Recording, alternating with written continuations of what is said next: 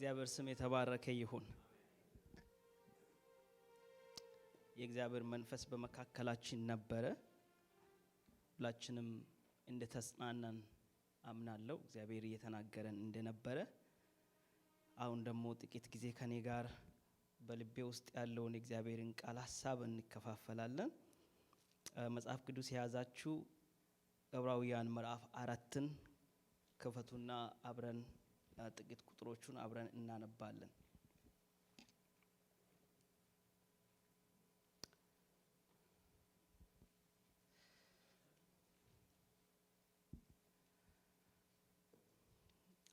ደርሳችሁ ከሆነ አብረን እናነባለን። ከቁጥር 1 እንደዚህ ይላል። እንግዲህ ወደ ዕረፍቱ ለመግባት ተስፋ ገና ቀርቶልን ከሆነ ምናልባት ከናንተ ማንም የማይበቃ መስሎ እንዳይታይ እንፍራ። ለነዚህ ደግሞ እንደተናገረ ለኛ የምስራቹን ተሰብኮልናልና፣ ዳሩ ግን የሰሙት ቃሉ ከሰሚዎቹ ጋር በእምነት ስላልተዋሃደ አልጠቀማቸውም። ስራው ዓለም ከተፈጠረ ጀምሮ ምንም እንኳን ቢፈጸም እንዲህ ወደ ዕረፍቱ አይገቡም ብዬ በቁጣዬ ማልሁ እንዳለ እኛስ ያመንን ወደ ዕረፍቱ እንገባለን። ስለ ሰባተኛው ቀን በአንድ ስፍራ እግዚአብሔር በሰባተኛው ቀን ከስራ ሁሉ አረፈ ብሏልና፣ በዚህ ስፍራ ደግሞ ወደ ዕረፍቴ አይገቡም። እንግዲህ አንዳንዶች በዚህ እንዲገቡ ስለቀሩ ቀድሞም የምስራች የተሰበከላቸው ባለመታዘዝ ጠንቅ ስላልገቡ ዛሬ ድምፁን ብትሰሙ ልባችሁን እልከኛ አታርጉ። በፊት እንደተባለ ይህ ከሚያይል ዘመን በኋላ በዳዊት ሲናገር ዛሬ ብሎ አንድ ቀን እንደገና ይቀጥራል። ኢያሱ አሳርፏቸው ኖሮ ቢሆንስ ከዚህ በኋላ ስለ ሌላ ቀን ባልተናገረ ነበረ። እንግዲያስ የሰንበት ዕረፍት ለእግዚአብሔር ሕዝብ ቀርቶላቸዋል። ወደ ዕረፍቱ የገባ እግዚአብሔር ከስራ እንዳረፈ እሱ ደግሞ ከስራው አርፏልና። ይህን ቁጥር አብረን እናንብብ። ቁጥር 10 ወደ ዕረፍቱ የገባ እግዚአብሔር ከስራው እንዳረፈ እርሱ ደግሞ ከስራው አርፏልና። የሚናገርበት ርዕሴ እሱ ሐሳብ ነው። እግዚአብሔር እንዳረፈ እሱ ደግሞ አርፏልና የሚል የእግዚአብሔር ዕረፍት በሚል ሐሳብ ነው ጥቂት የምናገረው። እግዚአብሔር እንዲያስተምረን አጭር ጸሎት ጸልያለሁ። ጌታ ሆይ በእውነት በፍቅርህ ስለሰበሰብከን ዛሬ ለእያንዳንዳችን የምትለን ነገር አንተ ጋር ስላለ የሚሰጠን የሚታደል ባርኮት ስላለ እግዚአብሔር ሆይ ከላያችን የምታነሳ ነገር ስላለ የምትተክል የምታበቅለው ነገር ስላለ በእውነት በፊት ለመሆን ስለታደልን ከእግር ስር መሆን ስለቻልን ስለዚህ እርዳታ ክብር ይሆንልህ። እግዚአብሔር ሆይ አሁን እነሆ በፊት ተገኝተናል። የምትለንን ልንሰማ ምክርህን ልንሰማ ልናደምጥ ጌታ ሆይ ያለ ቃልህ ያለ መከልከል በመካከላችን ይነገር። ቃልህ በስልጣን ይነገር። ቃልህ ኃይል አለው። ቃልህ ከወረድንበት ሸለቆ ያወጣል። ቃልህ ድካማችንን ያበረታል። ቃሉን ላከ ፈወሳቸው እንደተባለ ቃልህ ሲመጣ እንፈወሳለን። እግዚአብሔር ሆይ ቃልህ ሲመጣ እንጽናናለን። ቃልህ ሲመጣ ስብረታችን ይጠገናል። ቃልህ ሲመጣ ጨለማችን ይገፈፋል። ይህ ቃልህ በመካከላችን በስልጣን ይነገር። ጌታ ሆይ እኔን ደካማ ባሪያ የልብህን ሐሳብ እንድናገር አእምሮዬን አንደበቴን ለራስህ ክብር ተጠቀም። እኔም ሕዝብ ለቃል የተገባ ምላሽ እንድንመልስ እንድንሰጥ ጌታ ሆይ እርዳን። በናዝሬቱ ጌታ በኢየሱስ ስም አሜን። የእግዚአብሔር ዕረፍት መጽሐፍ ቅዱሳችንን ስናይ የተለያዩ አይነት ዕረፍቶች ተጠቅሶ እናገኛለን። ወደዛ ከመሄድ በፊት ግን ይሄኛው ያነበብኩላችሁን ክፍል ትንሽ ኮንቴክስቱን ነግሬ ልለፍ። ምዕራፍ 3 ዕብራውያን ምዕራፍ 3 እስራኤላውያን እግዚአብሔርን ባለመታዘዝ ምክንያት የእረፍት ምድር እንዳልገቡ ነግሮ ይጨርሳል። መግባት አልቻሉም። እግዚአብሔርን ስላልታዘዙ ስላላመኑት ወደ እረፍቱ አልገቡም ብሎ ይዘጋና ምዕራፍ 4 እንግዲህ ብሎ ነው የሚጀምረው። እንግዲህ ከዚህ ሐሳብ ጋር ሲያገናኝ አሁን ያ እረፍት አለ፣ ይጠብቃል፣ ቀርቷል ነው ብለው። ስለዚህ ባጭሩ ከፊታችን የነበሩ አባቶቻችን ወደ እረፍቱ ያልገቡበት ምክንያት ይሄ ነው ብሎ ይነግርና አሁን ግን እኛ ይሄንን መንገድ ብንከተል ወደ እረፍቱ እንገባለን ነው መልእክቱ ብለው። ይሄንን መንገድ ተከትለን ብንሄድ የሚል ነው። በጣም ሰፊ ርዕሰ ጉዳይ ነው ይሄ። ግን እኔ በጣም አንድ ሳብ ቶፒኩ ላይ ስለሆነ ማወራው ወደሚያወራው ሐሳብ የሚወስደኝን ነገር ላንሳ። መጽሐፍ ቅዱሳችን ውስጥ አንደኛው ተጠቅሶ የምናገኘው እረፍት የሰንበት እረፍት ነው። የሰንበት እረፍትን እግዚአብሔር ራሱ ስራውን ከጨረሰ በኋላ በሰባተኛ ቀን ካረፈ በኋላ ለእስራኤላውያን ትእዛዝ አድርጎ የቃል ኪዳን ምልክት አድርጎ የሰጠ ነው። ሁለተኛው የተስፋይቱ ምድር እረፍት ነው። ከግብጽ ባርነት ችግር እንደሚያወጣና እንደሚያሳርፋቸው እግዚአብሔር የገባበት ተስፋ ቃል። ሶስተኛ ዘላለማዊ እረፍት የምንለው ነው። እሱ ደግሞ ለዘላለም ከሱ ጋር የምናርፍበት። የሰንበት እረፍት አካላዊ እረፍት እንዲያደርጉ ነው የተሰጣ። አካላዊ ከስራቸው ደክሞ እንዲያርፉ የተሰጠ ነው። መንፈሳዊ ትርጉሙ መንፈሳዊ እረፍትን ወደፊት ሊመጣ ያለው እረፍት ምሳሌ ማሳያ ነው። በተደጋጋሚ ኤቭሪ ዊክ የሚያደርጉት ሲሆን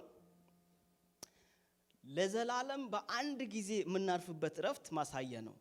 እግዚአብሔር ራሱ ከስራው ጨርሶ በሰባተኛው ቀን አረፈ ብሎ እንደሚል ማለት ነው። በእግዚአብሔር ላይ የመደገፍ እግዚአብሔር ሰጪ እግዚአብሔር ሰስቴይነር እንደሆነ በሱ የማመን ምልክት ነው። በእግዚአብሔር ላይ የመደገፍ ምልክት ነው።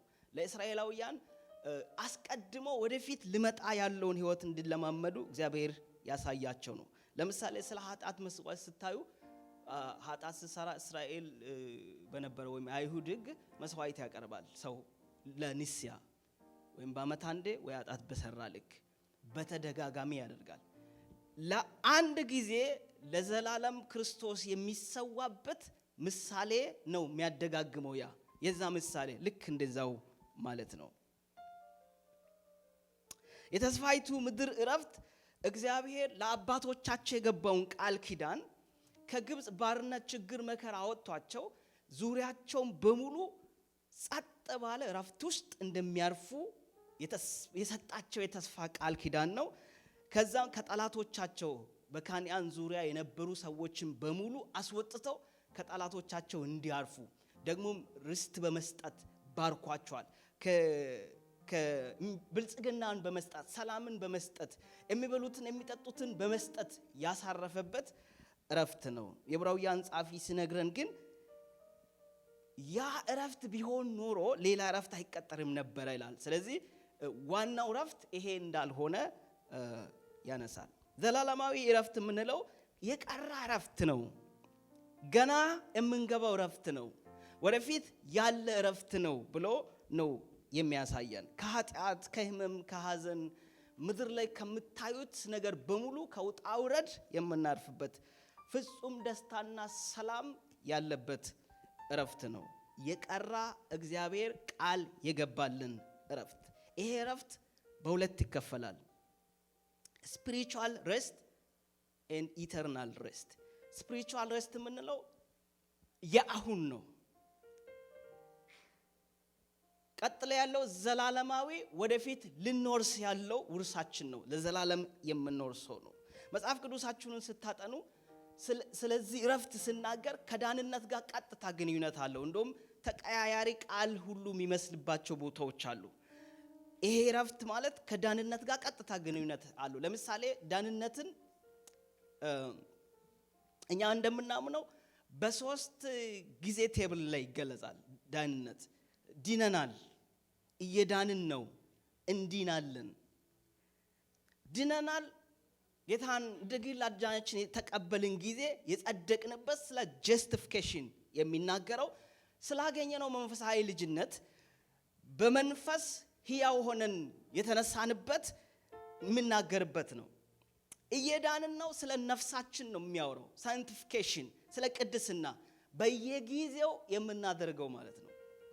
እንዲናለን ስለ ግሎሪፊኬሽን ስለ ስጋ ክብር ይሄ ለበስነው ስጋ የማይሞት ሆኖ አንድ ቀን እንደሚቀየር ቆሮንቶስ ምዕራፍ 14 ላይ እንደሚናገር አንደኛ ቆሮንቶስ ላይ እንደሚቀየር የሚናገርበት ነው።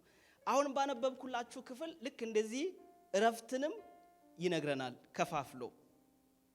ስለዚህ እኔ አሁን ማነሳው እረፍት የአሁኑ ስፒሪቹዋል እረፍት ብትለዋን ነው የዛሬ መልእክቴን እግዚአብሔር የተናገረኝ ነገር ስላለ ነው ይሄንን መልእክት የማቀርበው።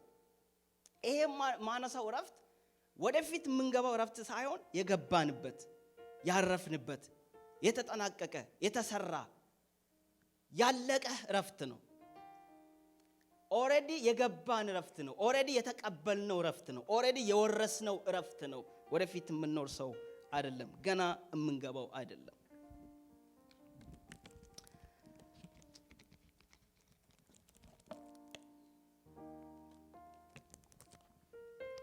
እግዚአብሔር ግን እንደዚህ ነው ያለኝ፣ ሕዝቤ አላረፈም ብሎኛል ጌታ። ሕዝቤ አላረፈም። እግዚአብሔር እንድናርፍበት በከፈተልን በር ውስጥ ገብተናል። እረፍቱን ግን እየተለማመድን አይደለንም። በመንፈስ ያየሁትን ነገር ልንገራችሁ። በጉባኤ መካከል በጀርባቸው በትከሻቸው ላይ ሸክም ተሸክሞ ቁጭ ያሉ ሰዎችን አይቻለሁ። ከነሸክማቸው በወንበር ላይ የተቀመጡ ሰዎችን። ቀደም በዝማሬ በኩል ተመሳሳይ መልእክት ይመጣ ነበር። ምናልባት የዛሬ መልእክቴን በአንድ ቃል ለመግለጽ ያህል በነውጡ ዘመን ያረጋጋ እግዚአብሔር ይህንን ነው ለኛ የሰጠን። ዙሪያው ሩጫው፣ ግርግሩ፣ ሁከቱ፣ ዜናው በቃ ከባድ ነውጥ ነው። እዛ መካከል ግን ተረጋግተን እንድንኖር ነው። ስክን ብለን እርክት ብለን እግዚአብሔር ላይ ተደግፈን እንድንኖር ነው። ያንን ነው እግዚአብሔር የሰጠን ለኛ። አንዳንድ ጊዜ አንዳንድ የሚያስቀኑኝ ሰዎች አሉ። ፊታቸውን አይታችሁ የውስጥ ሰላማቸውን ታያላችሁ። ፊታቸውን አይታችሁ ያረፉ ሰዎች መሆናቸውን ታያላችሁ። እግዚአብሔር ያንን ነው ለኛ የሰጠን፣ ለሚያዩንም ለምንኖርም ለኛ። ግን ይሄ እረፍት እንድንቀምሰው፣ እንድንበለው፣ እንድናጣጥምበት፣ እንድንኖርበት ነው የተሰጠን ለኛ። ውጪው የፈለገ መልክ ቢኖረው እኛ ወደዚህ እረፍት ውስጥ ገብተናል። ያንን እረፍት እንድንኖር እግዚአብሔር ይፈልጋል።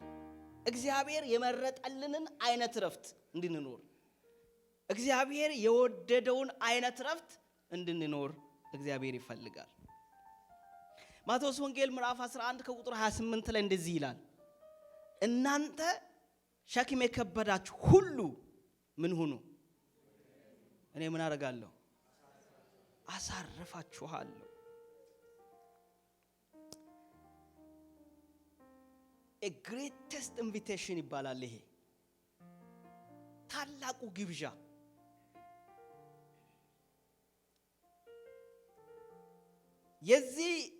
የዚህ ጥሪ የዚህ እረፍት መስፈርቱ ምንድነው? ኳሊፊኬሽኑ። ይሄን እረፍት ማግኘት የምችለው በምንድን ነው? ምን ባረግ ነው? ምን ብኖረኝ ነው ለምለው ጥያቄ መስፈርቱ መምጣት ብቻ ነው። ኑ አሳርፋችኋለሁ። የመጣ ሁሉ ይሄ እረፍት አለው። ይሄንን ጥሪ ኢንቪቴሽን ተቀብሎ የመጣ ሁሉ ይሄ እረፍት አለው። የዚህ እረፍት ባለቤት ለመሆን ከኛ የሚጠበቅብን ነገር መምጣት ብቻ ነው። እስቲ መጥቻለሁ በሉ። የመጣ ሁሉ የጥሪው የዚህ እረፍት ባለቤት ነው። እስከመጣን ባለቤት ነን። እስከመጣን እረፍቱ የኛ ነው። ስለዚህ ሸክማችን የወረደነን ማቴዎስ 11 ሁለት አይነት ረፍት ነው የሚናገረው። ከዛ ልክ እኔ አሳርፋችኋለሁ ብሎ ቀጥሎ ደግሞ የሚናገረው ነገር አለ። ለነፍሳችሁ ረፍት እሰጣለሁ ብሎ ከሱ ጋር አብሮ ወክ ስለማድረግ ስለ ዲሳይፕልሺፕ ነው። መስቀሌን ተሸከሙ፣ መስቀሌ ቀሊል ነው፣ ከኔ ተማሩ ይልና ለነፍሳችሁ ረፍት እሰጣለሁ። እኔ አሁን የምናገረው የመጀመሪያውን ነው። ኑ አሳርፋችኋለሁ ያለውን ማለት ነው። ጌታ እንድናርፍ የፈለገበትን ረፍት። ይሄን ስነግራችሁ በስጋ አይኔ የማያውን ያህል እርግጠኛ ሆኜ ነው የምነግራችሁ። ሰዎች በትከሻቸው፣ በጫንቃቸው፣ በጀርባቸው የተሸከሙ ማአት ነገር እንዳለ በስጋ አይኔ የማያውን ያህል እርግጠኛ ሆኜ ነው የምነግራችሁ። ኢየሱስ ግን ምን ብሎልናል? አሳርፋችኋለሁ።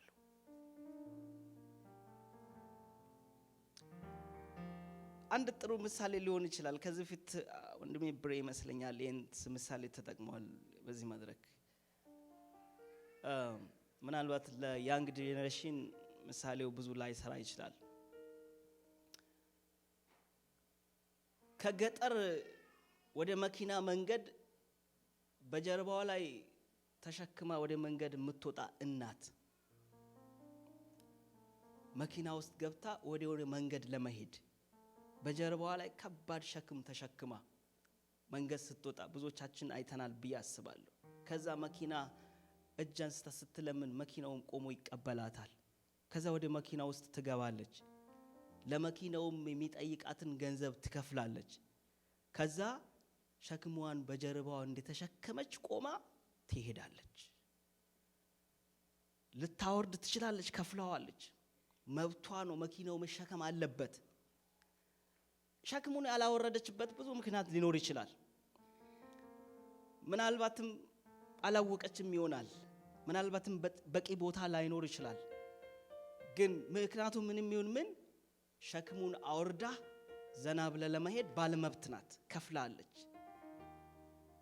ግን ስቲል ጀርባዋ ላይ ነው፣ አልወረደም። ስቲል እንደተሸከመች ነው። ስቲል ከብዷታል። ስቲል ያቆስላል። ስቲል ህመም አለው። ትሄዳለች።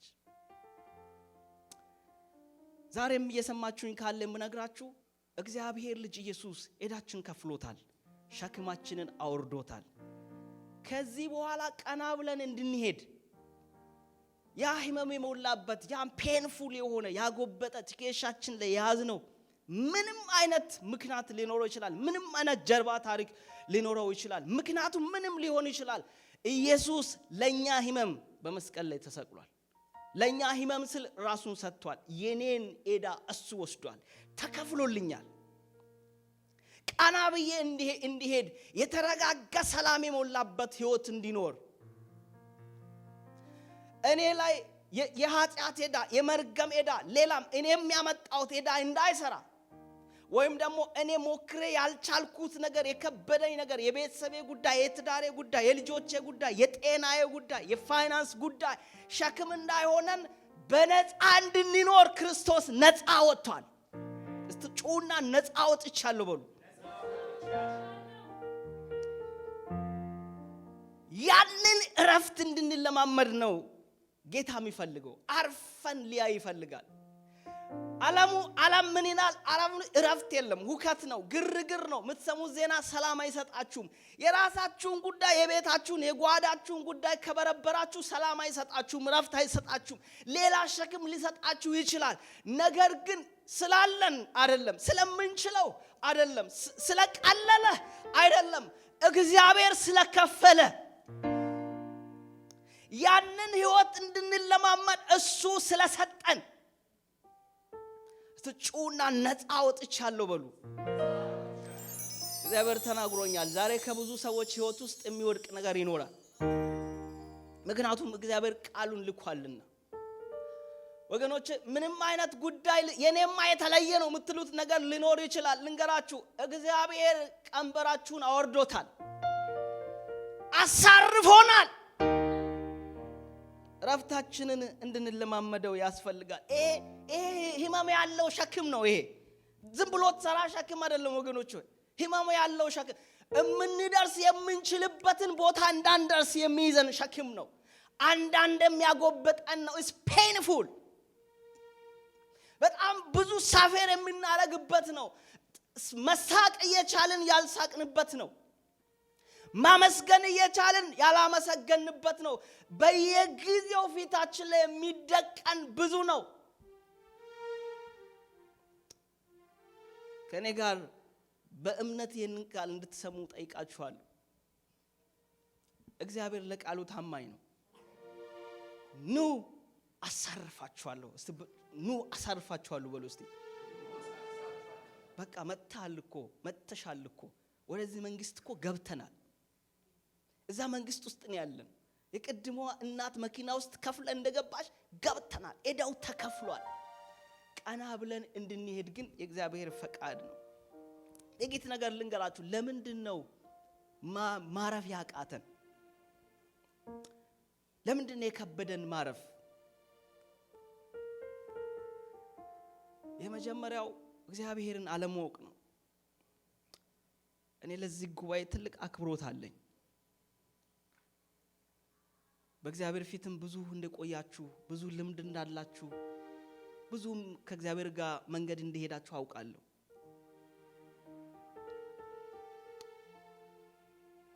እግዚአብሔርን ባወቅነው ልክ ወደ እግዚአብሔር በተጠጋነው ልክ ከሱ ጋር ወክ ባደረግነው ልክ በየቀኑ እግዚአብሔር እንድንኖር የሚፈልገውን ህይወት እንለማመዳለን ያን ባደረግነው ልክ የሁላችንም ስለ እግዚአብሔር ያለን ዕውቀት የተለያየ ነው በኖርነው ልክ ከሱ ጋር በተራመድነው ልክ ወደሱ በተጠጋነው ልክ ህብረት ባደረግነው ልክ ከሱ ጋር ወክ ባደረግነው ልክ ለእግዚአብሔር ያለን ዕውቀታችን ይለያያል እኔ ግን ማንሳትን ፈልገው ስለ እግዚአብሔር ባህሪ በደንብ ማወቅ ማለት የዕውቀትን ይሄ አእምሮ ምናቀው ዕውቀት አይደለም ምናገረው እሱን ሁላችንም እንደምናቀው አውቃለሁ ፕራክቲካል ግን በህይወት ማወቅ አሁን የምናየው ነገር አለ ፊታችን የተደቀነ የሚነግረን ነገር አለ ስለ ቤተሰብ ሳስ በሚያስብበት ጊዜ ስለ ትዳሬ በማስብበት ጊዜ ስለ ልጆቼ በማስብበት ጊዜ ስለ ጤናዬ በማስብበት ጊዜ እቤቴ በየቀኑ ምለኝ ወይም ሐኪም የነገረኝ ነገር አለ የሚያሳስበኝ ነገር አለ የተሸከምኩበት ነገር አለ በየቀኑ አጠገቤ ላይ ያለው ነገር አለ አሁን ጉዳዩ ከሱ አልፈን እግዚአብሔርን ማየት መቻል ላይ ነው ማወራው ነኝ እግዚአብሔር የማይለወጥ ባህሪ ያለው አይገርማችሁ የማይለወጥ ባህሪ ያለው እግዚአብሔር እሱ ዘላለማዊ ነው ያው እንደሆነ ይኖራል ባህሪው አይቀየር ጸባዩ አይቀየር አደራረጉ አይቀየር ኃይሉ አይቀየር ለዘላለም ይኖራል እግዚአብሔር ሁሉን ቻይ በሁሉ ስፍራ የሚገኝ ሁሉን አዋቂ ሆኖ ለዘላለም ይኖራል በመትፈልጉበት ጊዜ ሁሌ የመጀመሪያ ተጠሪያችሁ እሱ ነው ከማንም የሚቀድም እናንተ ውስጥ ያለ ቦታ ማይገድበው ርቀት በጣም የምትወዱት ሰው በተጨነቃችሁ ጊዜ በጣም አካሌ ነው ያላችሁ ሰው ላይደርስ የምችልበት ጊዜ አለ እግዚአብሔር ግን መቼም መድረስ አልችልም የሆነ ነገር ያዘኝ አይልም ሁሌ አለ ሁሌ አጠገብ ነው ያለ ደግሞም የከበደኝ የሚል ነገር እግዚአብሔር ሁሉ ጋር አለ በጣም የሚገርማችሁ ነገር እግዚአብሔር ቃሉን አይሽርም አንድ ነገር ልንገራችሁ ሰው ቃሉን ይሽራል ሰው ቃሉን የሚሽርበት ሁለት ምክንያት አለው በእኔ እምነት አንደኛው ቃሉን ስገባላችሁ የነበረው አቋም ሊቀየር ይችላል ለምሳሌ በጣም ጥሩ ፍቅር ላይ ሆናችሁ ቃል የገባላችሁ ቀን በሐሳብ ሳትግባቡ የተቀያየማችሁ ቀን ፎር ሹር ያንን ሐሳብ ይቀይራል ወይም ደግሞ ጥሩ ነገር ላይ ሆናችሁ ጥሩ ፖዚሽን ወይ ስልጣን ላይ ወይ በሆነ ነገር ላይ ሆናችሁ በዛ ምክንያት ሊያደርግላችሁ ቃል የገባ ያናታችሁ ምንም የሌላችሁ ቀን ላይ አይ ከዚህ በኋላ ብሎ ቃል ልሽር ይችላል ወይም ደግሞ ማድረግ እየቻለ እየፈለገ ሐሳቡንም ሳይሽር አቅም ሊከለክለው ይችላል ጉዳዩ ከአቅም በላይ ሆነበት። አንድ የሰማሁትን ምስክርነት ልንገራችሁ። ሰው ማድረግ እየቻለ ወይም ደግሞ እየፈለገ አቅም የሚከለክለው በጣም የሚወድና ብቸኛ ልጅ የሆነ አባት ያለው ሰው ነው። አንድ ልጅ ነው ያለው፣ ገና ጫቅላ ነው። በጣም ይወደዋል አባቱ። ለሱ ማይሆንለት ነገር የለም። ድንገት ግን ታመመ። የታመመው በደም ካንሰር ነው። ስለዚህ አባትየውን ልጅ ለማዳን የሚችለውን ሁሉ አደረገ፣ አልቻለም። በኋላ በጣም እየከፋ ሄደ ህመሙ። መጨረሻዎቹ አካባቢ ላይ ልጁ እንደዚህ አለ፣ አባቴ መሞት አልፈልግም አለ፣ አድነኝ አለ። በቃ መሞት አልፈልግም ስል በኋላ አባትየው ይሄንን ሲገልጽ እንደዚህ አለ፣ the worst feeling in the world። አባትየው ማዳን እየፈለገ ልጁን አለመቻል። ወሮች አንድ ነገር ልንገራችሁ፣ እግዚአብሔር ግን አንደኛ ቃሉን አይቀይርም፣ ሁለተኛ አቅም አይገድበውም። እግዚአብሔር አንተ ጋር ሲመጣ ሲወድህ ልጄ ስልህ ለአንተ አባት ለመሆን እግዚአብሔር ሲፈልግ ምን ነበረ ወደ አንተ ቤት እግዚአብሔርን የሳበው ነገር? እስንገረኝ፣ ምን ነበረ ማለት ምኑ ነበረ? እግዚአብሔር እኔ ጋር የመጣው ከኔ ጋር ወክ ማድረግ የፈለገ እኮ ይሄ ስላለኝ ነው የምትለው ነገር ምን አለ ንገረኝ። ባይሆን እኮ መልካችን ያማረው እኮ እግዚአብሔርን ስናገኝ ነው። ባይሆን ሰው የሆነው እኮ በእግዚአብሔር ነው። ባይሆን ብርሃን የወጣልን እኮ በእግዚአብሔር ነው። ታዲያ ዛሬ ምን ሲሆን ነው እግዚአብሔር ቃሉን ሊቀይር የሚችለው? እንደዛ ነበረ አሁን እንዲሆነ ብሎ ቃሉን ልሽር የሚችለው ምን ነበረው? ምንም ነገር አልነበረም። መጀመሪያውን እኔ ጋር ያመጣው ፍቅር ነው እሱ። ስለዚህ እግዚአብሔር ቃሉን አይሽርም። እግዚአብሔር ምን ብሎሻል? እግዚአብሔር ምን ብሎሃል? ከዛ ኃይል አይገድበው፣ አቅም አያጣ። እንደ ቅድሙ አባትየው ልቡ ይራራ እሱ ፋንታ መሆን ቢፈልግ እንኳን ለኔ ይሁንልኝ ብል እንኳን ሊያድን እንዳልቻለ እግዚአብሔርን አቅም አይገድበው። እሱ ሁሉን ቻይ ነው። እስቲ ጩሁና ሁሉን ቻይ ነው በሉ። ልጠይቃችሁ፣ እግዚአብሔር ምን ብሏችኋል? እረዳሃለሁ ብሎሃል፣ እግዚአብሔር ይረዳሃል። እደግፍሃለሁ ብሎሃል፣ እግዚአብሔር ይደግፍሃል። አይጥልሽም ብሎሻል፣ እግዚአብሔር አይጥልሽም። እስቲ ጩሁና አይጥለኝም በሉ። እግዚአብሔር ከተናገረ ቃሉን አይሽርም። አንተ ብትወርድም አንተ ብትወጣም አንተ ብትደግምም ብትበረታም ቢኖርህም ባይኖርህም መልክ ብትቀየርም ብትጠውልግም ሰው ካጣገበ ብርቅም ብቻህን ብትሆንም እግዚአብሔር ወዶሃልና አይጠላህም። ሃሌሉያ! ይሄንን ስናውቀው ሕይወታችን የተረጋጋ ይሆናል። እግዚአብሔር አይለወጥም ብለን ራሳችን ኮንፈርም ማድረግ ስንጀምር ለቅሷችንን እንተዋለን። ሕይወታችን ስክን ይላል። ለምን? ምንም አይሆንማ። እግዚአብሔር አይጥልም ብሏላ፣ አይጥልም። እግዚአብሔር አልተውም ብሎ ከሆነ አይተው። እግዚአብሔር ወዶናልና አይጠላንም። ሰው አይደለም። እግዚአብሔር ቃሉን አይቀይርም። ይሄ የገባን ለታ ነውጥ ቤታችንን ለቆ ይሄዳል። ወገኖች አንድ ነገር ጠይቃችሁ፣ በምንም ውስጥ መሆን ትችላላችሁ። በምንም ሕይወታችሁ ውስጥ ምንም ነገር እያለፈ ሊሆን ይችላል። በምንም አይነት መንገድ እያለፋችሁ ልትሆኑ ትችላላችሁ።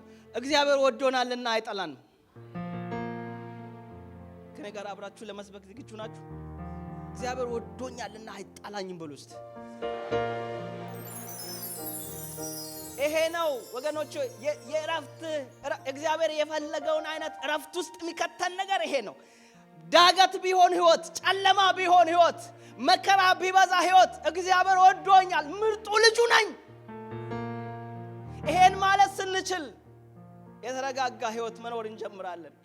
የሰከነ ህይወት ይሄ ነው። ያረጋጋኝ በለውጡ ዓለም ማለት ምን ችለው ያኔ ነው። ውጭው ላይ ያለው ነፋሱ፣ አውሎ ነፋሱ፣ ጎርፉ፣ ሌላውም ነገር እያወከ መረጋጋት የምንችለው እግዚአብሔር እንደማይለወጥ ሲገባን ነው። እግዚአብሔር ቃሉን እንደማይሽር ሲገባን ነው። ሐሳቡን እንደማይቀይር ሲገባን ነው። መዝሙረ ዳዊት ምዕራፍ 46 ላይ እግዚአብሔር ቃል እንደዚህ ይላል፣ እረፉ እኔም ዋው እስቲ በሉ እረፉ እኔም። ይሄ እረፉ የሚለው ቃል ተቀመጡ አይደለም፣ ተቀመጡ አይደለም። በቃ ሁሉንም ነገር በእግዚአብሔር ላይ መጣል አለ ማለት እሱ አለ። ሰነፍ እንድንሆን አይደለም የሚናገረን፣ ስላለ መስራት አይደለም የምናገረው። የፈለገ ነገር ቢሆን እሱ አለ፣ ቢወጣ እሱ አለ፣ ቢወርድ እሱ አለ፣ መልኩ ቢቀየር እግዚአብሔር አለ ብሎ ደገፍ ብሎ መቀመጥ ኢየሱስ ያድናል። ሁለተኛ እግዚአብሔርን አለማመን ነው ለረፍት እንዳናርፍ የሚያደርገን ነገር። ወገኖች የኛ ጅማሬ ላይ ሆነን መጨረሻችን የታወቀ ነው። እግዚአብሔር አስቀድሞ መጨረሻችን አሳይቶን ነው የጀመርነው። ጉዞ ስንጀምር መጨረሻ አሳይቶን፣ መጨረሻችን አብቀኝ ነው። ስጩና አብቀኝ ነው በሉ። ይኸውላችሁ እግዚአብሔር የመንገዳችንን ሙሉ ፒክቸር የማሳየት ግዴታ የለበትም፣ ደግሞም አያሳይም። በጣም ብዙ መጽሐፍ ቅዱስ ከምትማሩት ነገር አንዱ እግዚአብሔር ሙሉ ፒክቸር የጉዞ አያሳየን። መነሻችን ላይ ሆነን መጨረሻችንን ያሳያል። ከዛ በኋላ ወርደን ወጥተን ታጥፈን ሄደን ብለን ነው የምንሄደው። ያንን ላይ ያሳየን ይችላል። ነገር ግን መጨረሻውን ካየ የፈለገው ቁልቁለት ይወረድክ ከሆነ ያ መንገዱ ስለሆነ ነው። ሰምታችሁኛል ያልኳችሁ? ያ መንገዱ ስለሆነ ነው። እዛ የምትደርስበት መንገድ ስለሆነ ነው የወረድከው። ከዛስ መውጣት ማችለው ዳገት እየወጣ ከሆነ የምትደርስበት መንገድ ስለሆነ ነው የወረድከው። ስለዚህ መጨረሻውን እንዳወቀ ሰው በእግዚአብሔር ላይ የማንታመን ከሆነ በቃ መከራ የሞላበት ህይወት ነው የምንኖረው። መጨረሻውን እንዳየ ሰው የፈለገ ነገር ውስጥ ሆነን ማይቀር እችኛውን ቅያስ እግዚአብሔር ሲያሳልፈን ለቀጣዩ በሱ ላይ እንድንታመን ይፈልጋል። እችኛዋን ሲያሳልፈን ላላየ ነው ላርበራልን ዳገት ይሁን ቁልቁለት ይሁን ህመም ይሁን ፈውስ ምን ይሁን መልኩን ላላወቅ ነው ለቀጣይ እርምጃችንን በሱ ላይ እንድንታመን ይፈልጋል። አንድ ነገር ጠይቃችሁ ትላንትና እግዚአብሔር ስንት ነገር አድርጓችኋል? ስትጠይቁ አልደረሳችሁም? እግዚአብሔር ከዚህ ጉድ አውጣኝ ስትሉ አልረዳችሁም? ታማችሁ ጸልያችሁ አልተፈወሳችሁ? በእውነት ይሄንን በር ክፈትልኝ ብላችሁ እግዚአብሔር አልከፈተላችሁም? እግዚአብሔር የሰራላችሁ የምትናገሩት ነገር እናንተ ቤት የለም? ያ ለነገ እንድንታመንበት ትላንት የረዳኝ እግዚአብሔር ዛሬም ያው ነው። ትላንት ያሻገረኝ ለነገ ይታመናል። ያ እምነት እንዲሆን እንድንደገፍ ቦልድሊ እንድንደገፈው ይፈልጋል እግዚአብሔር። ለነገ እግራችንን ከመጣላችን በፊት ቀጣይ እርምጃችንን ከመወሰናችን በፊት እግዚአብሔር ላይ እንድንደገፍ እግዚአብሔር ይፈልጋል። መሞከር አይደለም ወይ ይወድቀው ይሁን እንድትሉ አይደለም። የዮርዳኖስን ታሪክ ታውቃላችሁ? የዮርዳኖስን ካህናት ምንድነው ያለው? በውሃው ላይ እግራቸውን ያስገቡ ነው ያለው። ከዛ ውሃው እኮ ሊወስድ ይችላል። እግራቸውን ሲያስገቡ ነው ውሃ ይቆማል ተባለው። በመታመን ይሄንን እንዲያደርጉ ዛሬ ልንገራችሁ፣ በመታመን በውሃው ላይ እግራችሁን አሳርፉ። እግዚአብሔር እንድናምነው ይፈልጋል።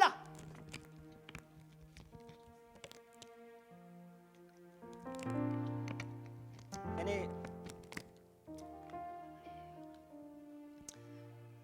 አንድ ምሳሌ ልንገራችሁ። የእግር ኳስ ጨዋታ የምታዩ ሰዎች እጃችሁን አሳዩ። የምትወዱ ምንም ችግር የለውም አንሱ። አብዛኛው ሰው እንደኔ አይነት ነው ማለት ነው። እኔ ብዙ አይደለሁም በዛ።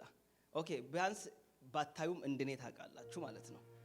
የእግር ኳስ ጨዋታ ሰዎች ቁጭ ብለው ሲያዩ በተለይ በጣም ደጋፊ ከሆኑ ወይም ደግሞ አገራቸው የተጫወተ ከሆነ እሱን ስቃይ ልነግራችሁ አልችልም። ሰው የቤቱ ላይ ቁጭ ብሎ ጠልዘው በለው ሰጣው አድራገው ምን አይነት ነው ስል ነው የምትዩት።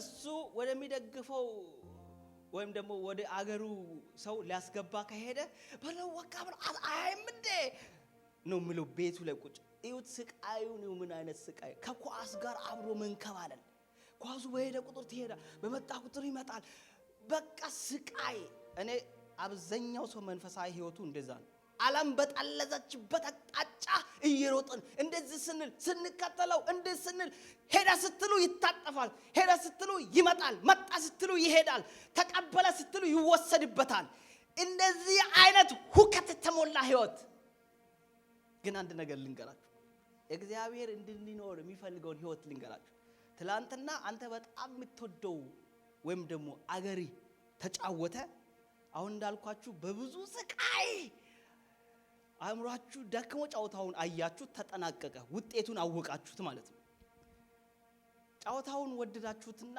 ዛሬ ለማየት ከፈታችሁ ያንን ጫውታ ትላንት አይታችሁታል ጫውታው ዛሬ ከፍታችሁ ስታዩ እንዴት ነው ሰው እግሩን አጥፎ ቁጭ ብሎ አጠገቡ ካለ ሰው ጋር ያወራ ዋው አጣጣው አያምርም አመታቱ አያምርም ምክንያቱም ውጤቱን አውቋል አወረደ ውጤቱን ምንም በቃ እንደዚህ የሚያረግ ነገር የለም ውጤቱን አውቋል ዘና ብሎ ቀደም ትላንትናኮ ያየ የሆነ ነገር ብታወራ በጥፍል ሊውሉ ይችላል ማንንም ሳስተናግድ አይኑ ሐሳቡ ሁሉ ነገር እዛ ስክሪን ውስጥ ነው አሁን ግን እንደዚህ አይደለም ሪላክስ አድርጎ ለመዝናናት ነው የሚያየው ወገኖች ሆይ መጨረሻ ውጤት የታወቀ ህይወት ነው ምን ይኖረው ውጤቱ የታወቀ ህይወት ነው ምን ይኖረው ሰውየው ጎሉስ ሊያስገባ እስከ መጨረሻ ሄዶ ቢሆን ትላንትና ሲጮ የነበረ ሰውዬ ዛሬ አይጮም ለምን እንዳልገባ አይቷል ወይም ደግሞ ሲገባ አይቷል ኦሬዲ አውቋል የፈለገ ነገር ቢያንከባልላችሁ ወደ ታች ብትወርዱ ብትጣመሙ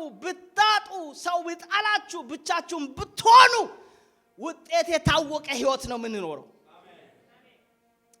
አስቀድሞ እግዚአብሔር መጨረሻችን አሳይቷል አሁን ላይ ምናልፈው መንገድ የፈለገ ቢሆን እግዚአብሔር ያንን ህይወት እንድንኖር ነው የሚፈልገው ሸክም የወረደ ህይወት የቀለለ ህይወት የሚሆነው ሁሉ በምክንያት እንደሚሆን አምነን በሱ ላይ ጥለን ተረጋግተን እንድንኖር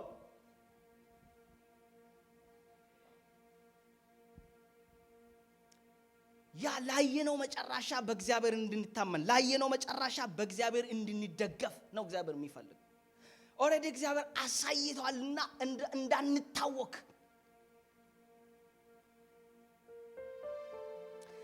በጥረታችን ሮጠን ጥረን ግረን ወጥተን ወርደን አምታተን አመቻምቸን ሞልተን ተሳክቶልን የምንኖር ህይወት የለንም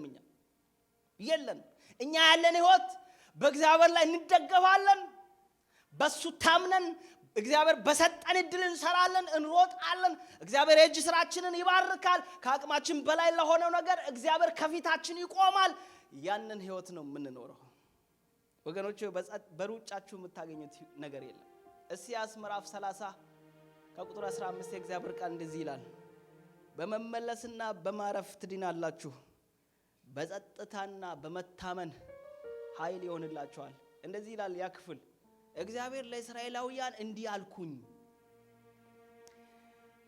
በመመለስና በማረፍ ትድናላችሁ በጸጥታና በመታመን ፈውስ ይሆናችኋል ብዬ ስላችሁ እምቢ አላችሁኝ አይ ቆይ እኛ ራሳችን እንዋጋለን አላችሁ እኛ ራሳችን እንገጥማለን አላችሁ እኛ ራሳችን በጦራችን እናሸንፋለን አላችሁ ስለዚህ ታውቋችሁ የሚያሳድዷችሁ ከናንተ ይልቅ ፈጣኖች ይሆናሉ ፈረሶቹ ፈጣኖች ይሆናሉ ለመሸሽ ብትሞክሩ አታመልጧቸውም ማለት ዛሬ ልንገራችሁ ጥሬ ግሬ እኖራለሁ በራሴ መንገድ እወጣለሁ ተወኝ ይሄ ለኔ ቀላል ነው ልምድ አለኝ የብዙ አመት ልምድ አለኝ በዚህ መንገድ አልፌ አውቃለሁ አሳክቼ አውቃለሁ ምንል ሰዎች አለን እግዚአብሔር ለጥራታችን ይተዋናል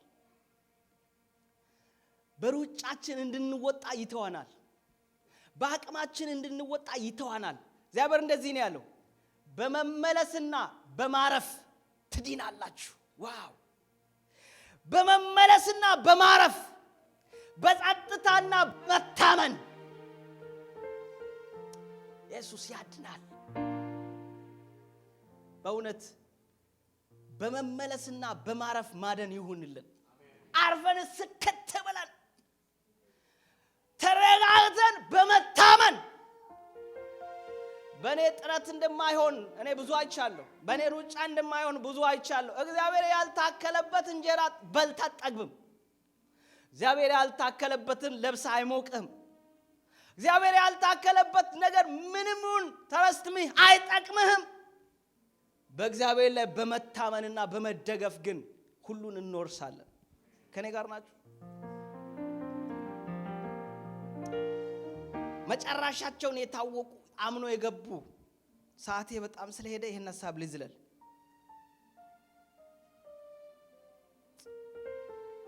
ወደ መጨረሻው ልሂድ። ሶስተኛውን ሐሳብ ላንሳ። ሶስተኛ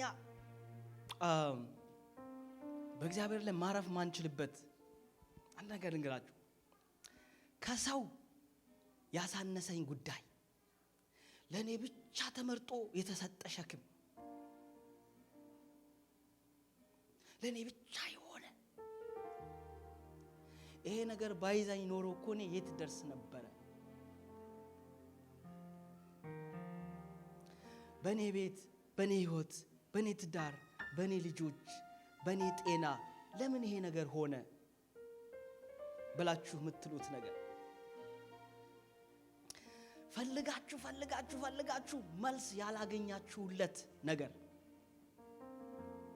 ማን ነው የረገመኝ? ይሄ ስርግማኔ መሆን አለበት ብላችሁ የምትሉት ነገር እናንተ ቤት የሆነ የተለየ በሰው ሁሉ ቤት ላይ የሌለ እናንተ ጋር ብቻ ግን እንዳለ የሚመስል የሆነ ነገር that is your brokenness። እናንተ ድካም ምታለቅሱለት በቅረፍት የነሳችሁ ነገር ለምን የምትሉት ነገር ጌታ የተናገረኝን ልንገራችሁ። እንደዚህ አይነት እናንተ ዘርዝሩበት። ትዳራችሁን ስታዩ ጥያቄ ካለባችሁ፣ ልጆቻችሁን ስታዩ ጥያቄ ካለባችሁ፣ ጤናችሁን ስታዩ ጥያቄ ካለባችሁ፣ ፋይናንሳችሁን ስታዩ አይነቱ ተለያየ ሊሆን ይችላል። ግን የሆነ እንከን ይመስል ህይወታችሁ ውስጥ ታይቶ የምትጨነቁ ሰዎች ካላችሁ ጌታ የተናገረኝን ልንገራችሁ። አንድ ራእይ አየሁ። የሆኑ ወንበሮችን ምርጥ ወንበሮችን ለመቀመጥ ለሚሆን ለጥሩ አዳራሽ የሚሆኑ ወንበሮችን መርጣችሁ አውጡ ተብሎ የሆኑ ሰዎች ወደዛ ሲገቡ አያል እና ገቡ። ከዛ እንዳሉ ምርጡን ሲያነሱ ቆሻሻ የነካ አለ፣ እግሩ የተሰበረ ወንበር አለ። ከዛ እነዛን አስቀርቶ ስለዩ ሌላ አንድ ሰው ከኋላ መጣ። ልክ ስገባ እግሩ በተሰበረ ወንበር ላይ አይኑ አረፈ። ከዛ ፒክ አረገው። እኔ የምፈልገው ይሄንን ነው አለ። ይሄ ኦሬዲ ይሄ የቆመው ኦሬዲ ወንበር ነው፣ ሙሉ ነው፣ ምንም ስራ አይፈልገውም። እግዚአብሔር እንደዚህ አለ፣ I will bring your brokenness for my glory። ያቺኛዋ እኔ አልበቃውበትም ምትላት ነገር አለች አይደል? እኔ ጋር ምትሏት ነገር አለች አይደል? እሷ እግዚአብሔርን ወደ እናንተ ቤት የምትስበው አንቴና ናት። አልበቃውም ከሚል ሰው ጋር ነው እግዚአብሔር መስራት የሚፈልገው። ምንም ሊሆን ይችላል ያ ነገር፣ ትረስት ሚ፣ ምንም ሊሆን ይችላል። እግዚአብሔር ወደ እናንተ ቤት እንዲመጣ እግዚአብሔር ያስቀመጣት ምክንያት ናት። ያችን እግዚአብሔር ለክብሬ ቀይረዋለሁ ብሎታል። ለአንድ ሰው ሊሆን ይችላል ይሄ መልእክት የሰማሁት ድምጽ ነግራችሁ፣ ለአንድ ሰው ሊሆን ይችላል። ያቺ እንከን የሆነችባችሁን ነገር እግዚአብሔር ለክብሬ ቀይረዋለሁ። እኔ ላይ ለምን፣ በኔ ቤት ለምን፣ በኔ ህይወት ለምን፣ ይሄ ለምን እኔ እንደሌላ ሰው ለምን፣ ማን የረገመኝ፣ ለዚህ መልስ እንዴት አላገኝም የምትሏትን ነገር እግዚአብሔር ለራሱ ክብር ያመጣዋል። ስለዚህ ታውት ለእግዚአብሔር፣ ያንን ጉዳይ ለእግዚአብሔር ታውት። እግዚአብሔር በቅቻለሁ ከሚል ሰው ጋር አይደለም የሚሰራው። ይሄ ጉዳይ ነው የያዘኝ አልበቃውም። እግዚአብሔር አንድ ነገር ይፈልግ የሚያደርግ አምናለሁ። በመንፈሴ እንደዛ ይሰማኛል። ነፃ የሚወጡ ሸክማቸው ከጫንቃቸው ወርዶ ቀለል ብሎ እንዲሄዱ እስኪ መስቀል ስር ሸክሜን እጥላለሁ የሚል የዮሴፍ በቀለን መዝሙር እየዘመርን እንጸልያለን። በጸሎት ህይወት ሆነን እግዚአብሔር የሆነ ነገር እንደሚያደርግ በእውነት በእምነት ሆነን በቤታችን ውስጥ በህይወታችን ውስጥ ሸክም የሆነብንን ነገር እግዚአብሔር ፊት ያስቀመጥን የዘመርን እንጸልያለን። ይሄንን ፈውሳችሁን እንድትቀበሉ ጋብዛችኋለሁ ወገኖች። ይሄንን እንድትቀበሉ ዛሬ እግዚአብሔር የሚሰራውን ነገር በእምነት እንድትቀበሉ ወደ ህይወታችሁ እንድታስገቡ በጌታ ፍቅር ጠይቃችኋለሁ። እግዚአብሔር ድንቅን ያደርጋል። ማንኛው የተጫነብን ቀንበር ከላያችን ላይ ይውረድ።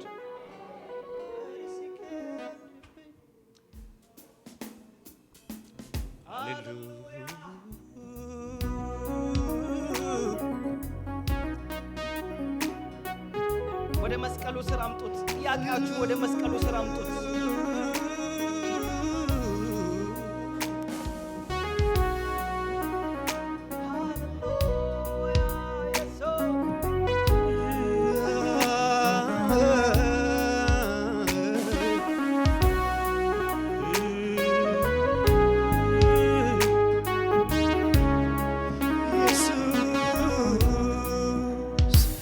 እስቲ መስቀል ስር ሸክሜን ልጣለው፣ ሸክሜን ልጣለው። አዎ ማረፊያ ኢየሱስ፣ ሰላሜ ባንተ ነው፣ ረፍቴ ባንተ ነው። አዎ ሁሉ ያለቀበትን መስቀልክን ያየው፣ መስቀልክን ያየው። ያኔ መከራዬን ሸክሜን ረሳለሁ፣ ጭንቀቴን ረሳለሁ። ሸክም ሲያንገላታኝ ቀንበር ሲከብድብኝ፣ ቀንበር ሲከብድብኝ፣ ጨለማው በርትቶ መሄጃው ሲጠፋኝ፣ መሄጃው ሲጠፋኝ፣ ቀና ብዬ ሳይ ስጠራ ጌታዬ፣ ስጠራ ጌታዬ፣ ፈጥነ ደረስና ሰበረው ከላይ፣ ቀንበሩ ከላይ። እስቲ መስቀል ስር ሸክሜን ልጣለው፣ ሸክሜን ልጣለው። ኢየሱስ ማረፊያ ኢየሱስ፣ ሰላሜ ባንተ ነው፣ ረፍቴ ባንተ ነው። ሁሉ ያለቀበትን መስቀልክን ያየው፣ መስቀልክን ያየው። ያኔ መከራዬ ሸክሜ ረሳለሁ፣ ጭንቀቴ ረሳለሁ። በቀራንዮ ላይ ስለኔ ተሰቅለ፣ ስለኔ ተሰቅለ። አንተ በኔ ፈንታ፣ አንተ በኔ ፈንታ እርጉም ሰው ተብለ፣ እርጉም ሰው ተብለ። ተፈጸመ ብለህ ሁሉንም ጨረስከው፣ ሁሉንም ጨረስከው። ለዘለዓለሙ መርገሜን ወሰድከው፣ ዕዳዬን ከፈልከው።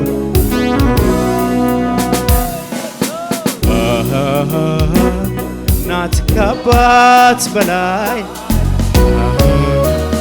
ቀርበህ ምትረዳኝ፣ ሚስጥሬን ተካፋይ ማን እንዳንተ ጌታ። ገበናዬን ሸፋኝ፣ ሚስጥረኛዬ ነህ። ከማንም ከምንም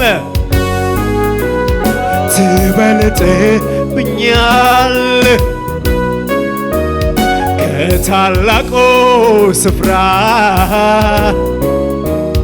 ከዛ የወረድከው ፍቅር ያስገደደ ለኔ ነው ለኔ ነው ችግሬን ሚረዳኝ እንዳንተ የለምና ሁሉን ነግሬሃለሁ ፊትህ ገባ ኢየሱስ እግዚአብሔር ስም የተባረከ ይሆን ስሙ ይባረክ ሸክማችንን ያወረደ ክብር ይሆንለት